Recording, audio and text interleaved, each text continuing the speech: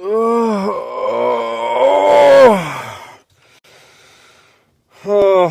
good morning. It's 7:45. I think I fell asleep finally.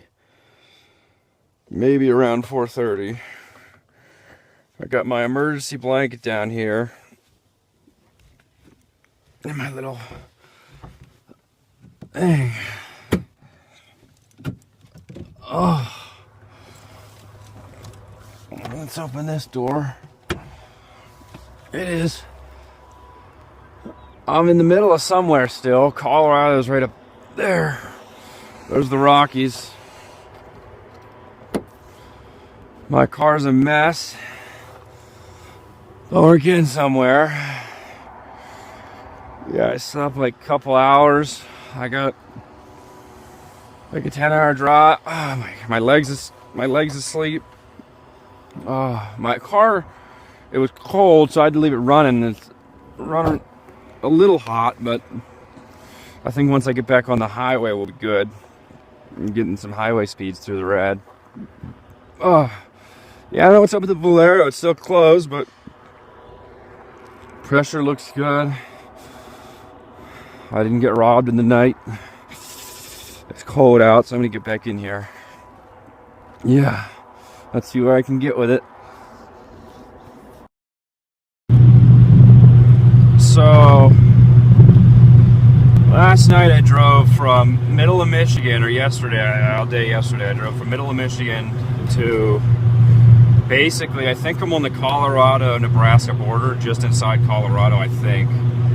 And it was a long freaking drive. It was about 15, 16 hours straight. Got pulled over, didn't get a ticket. I had 2 energy drinks, and that's it, man.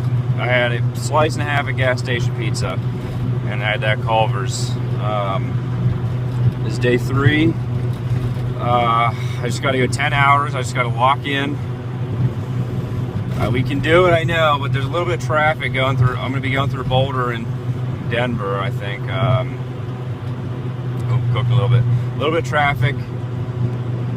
We'll see how it goes. These roads are absolute trash. I thought Michigan roads were going to be the worst, but this road is horrible. I mean, it's disgusting. But the temps went back down to normal. We're good now. I think it's just because this car doesn't like idling. Maybe it has to get a little hotter before it opens. It starts cooling, turn fans on or whatever. But yeah, so we made it 15 hours yesterday. We just got to go 10 today. Hopefully I can cut that back an hour by doing about 10 over the speed limit. And yeah, we'll get her going.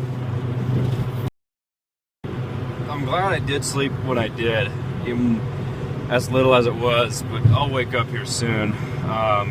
But my goal really was to get it to Colorado here, because there's absolutely nothing through Iowa and Nebraska. And so at least those are the Rockies, the Rocky Mountains, and so you'll be able to at least see some of this and driving through that, and the beauty that Western Midwest America has, and the Western United States, because yeah, there's all this field you see right here. That was the past 14 hours for me, and then it turned nighttime, which was great because then I could just see nothing and hopefully get where I was going. But yeah, so we'll be driving all through the Rockies. You'll see all the beautiful stuff,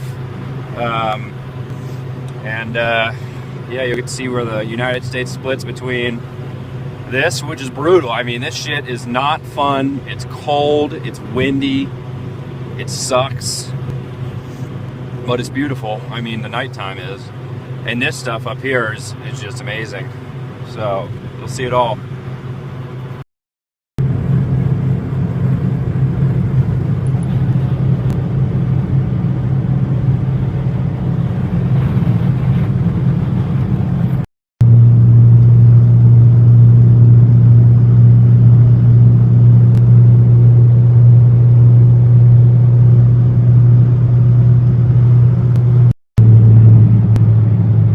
Starting to get into the rolling hills.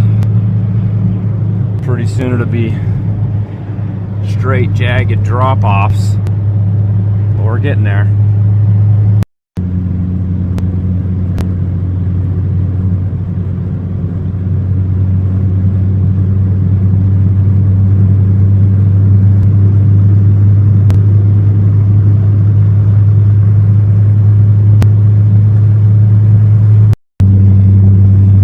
just in dead stop traffic for probably half an hour to 45 minutes. Hopefully it's cleared up now. Going through the first tunnel of the drive, actually, surprisingly.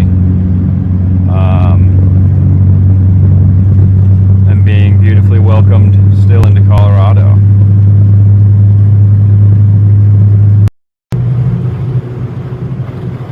A lot of beautiful mountain passes like this in Colorado. Doesn't usually get better in driving through this state, but sometimes you just gotta merge in and out of this traffic because everybody else is thinking the same thing and just wants to look at this, take in the scenery. But when you've been driving 20 some hours already, you're about ready to keep her going.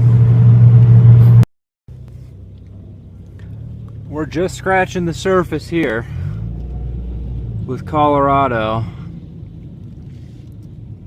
but to get through the Rockies, sometimes you got to get through. It seems like they're doing something. I don't know if they're trying to build new tourist spots or what, but there is some heavy traffic and it sucks.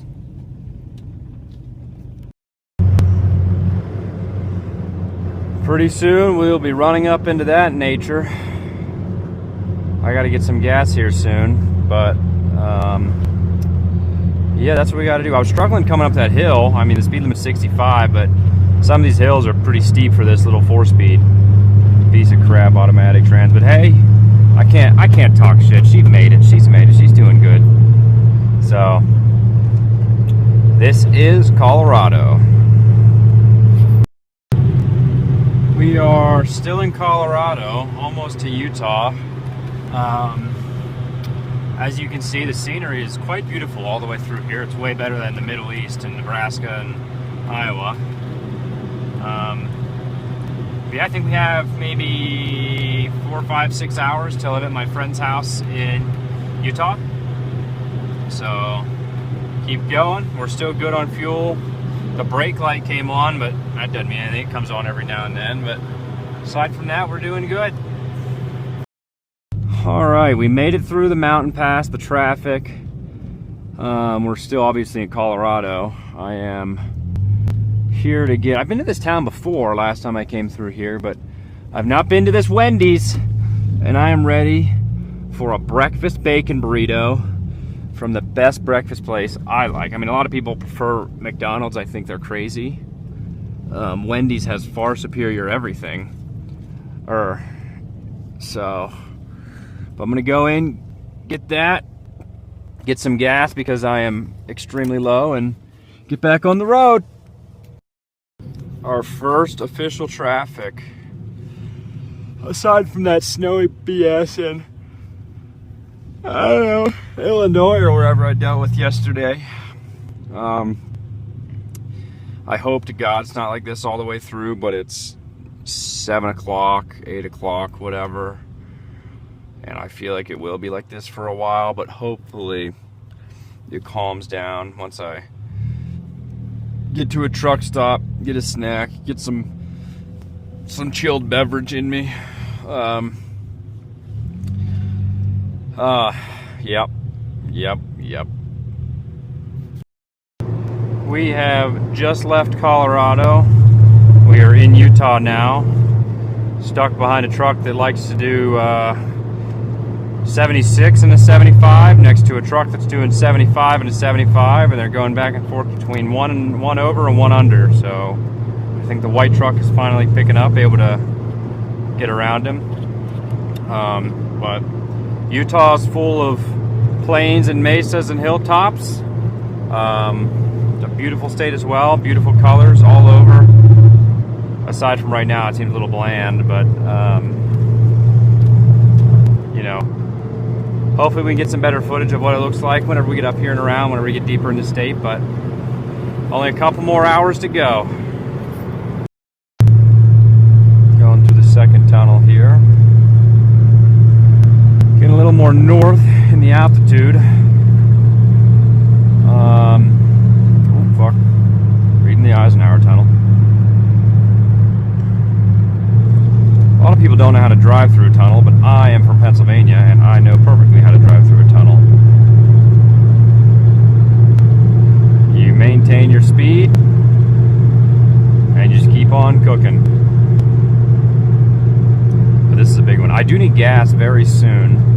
I'm going through a national park, and I don't know how big it is or when I'll get a chance to have some gas, and I am a little scared, slightly to moderately scared for the future of this vehicle.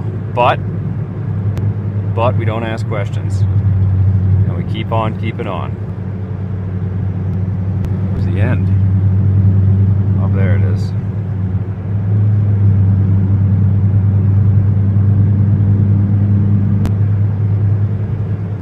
See if we can get around this guy.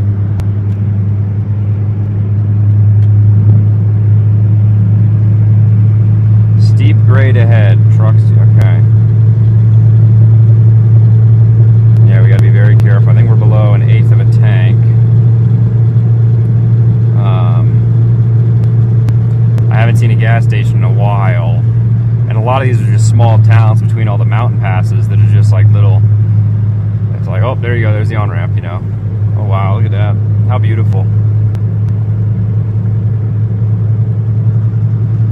The sun is bright in my eyes. Look at that. This is my first stop at a Love's this whole trip, which actually is probably my favorite gas station is a Love's, after Sheetz, of course. But we're in Utah. First stop in Utah. First stop at a Love's. The weather's nice, actually. Probably in the, I don't know, 40s or 50s. I'm sweating. The old unit's still making it. And honestly, no complaints, really. So, feels good to step out of the car for a little bit. I got about 4 hours left, I think, until I'm at my buddy's house, and I'm just ready for a nap and a steak tri-tip or something. But we're getting there. We're getting there. And obviously it seems something like this would probably have been blown up, but you never know how some of these places were formed or made. I mean, you can see right there all the age in the rocks and the creases and how it was kind of formed throughout the years. Oh, might be killing somebody. I mean, these formations are just massive. Like, you can't even comprehend. And I would not recommend jumping off of one either. But they're just beautiful too. I mean, it's just a beautiful, beautiful area. So as you can see, Utah is a little bit more bouldery, it seems, I would say, than Colorado. But it also still has, like I said, the mesas and the cutoffs like that. I hope you can see the layers and the levels of all the different ages of the earth in this area. I think it's like this. Well, I'm not a geologist, nor do I really care to be, but if I remember correctly, it's like this wide, just this path, because the glaciers used to just come through, well, would just come through here and kind of just did their thing, being glaciers and stuff. And obviously stuff like this we dynamite and blow up to make it a road, but just imagine a big old piece of ice just casually working its way, I guess this way, what it looks like. And I mean, the States has beautiful formations, rock formations, mesas, like I said, hilltops. If you're able to ever get close to them and actually see, you can see the different layers and see the age of the earth, and just whether there was a lot of lush life then, and then it maybe turned to a river, and then it all died, and then it was nothing for a while, and sand. It's actually very nice. It's beautiful. If you've never driven with your foot out the window and just been vibing, jamming to your favorite tunes, then you haven't been living, because this is the way to do it. On an open road, of course, where you're in complete control and it's safe, due to legal reasons.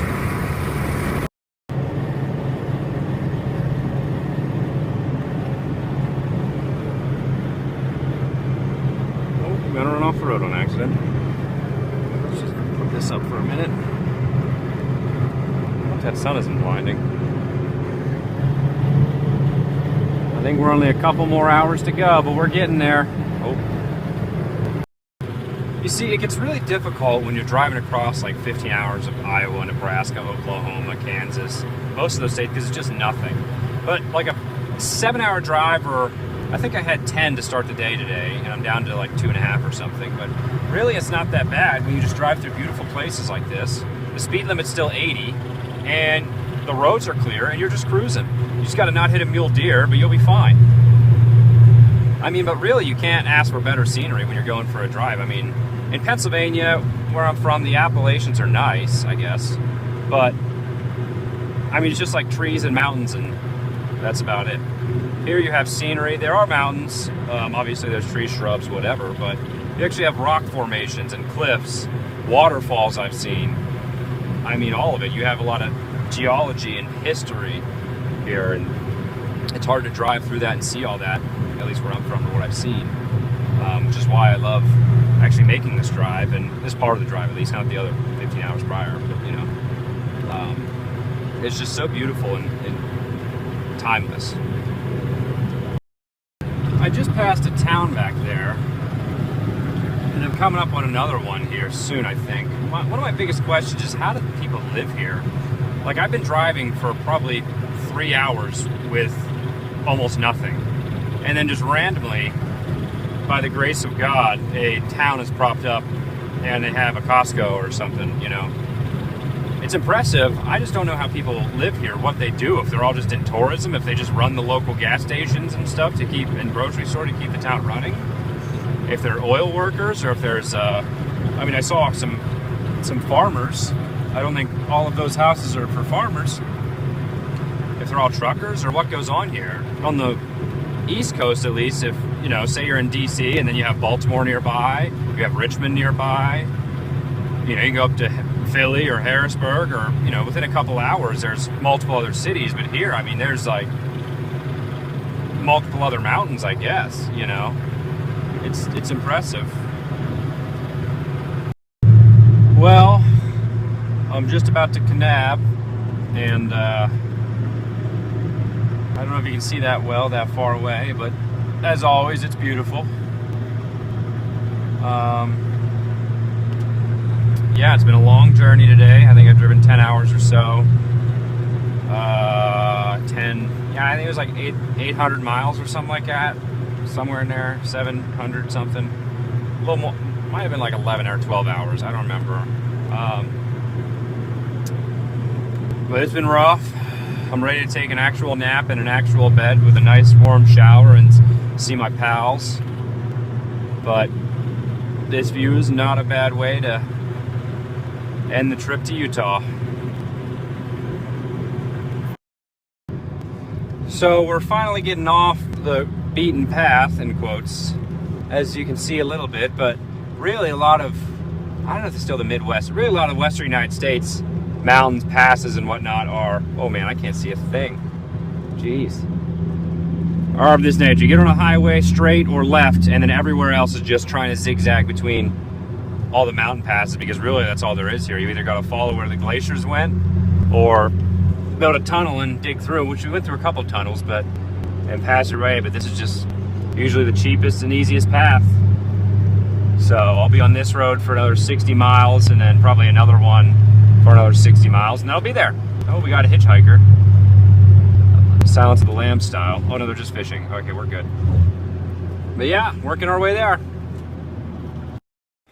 All right, I made it to my friend's house. It's dark now. We got some food and rejuvenated our systems. Tomorrow I'll be driving to Vegas. You probably can't see well, it's very dark out. I don't know if you can see the stars at all. They look really nice.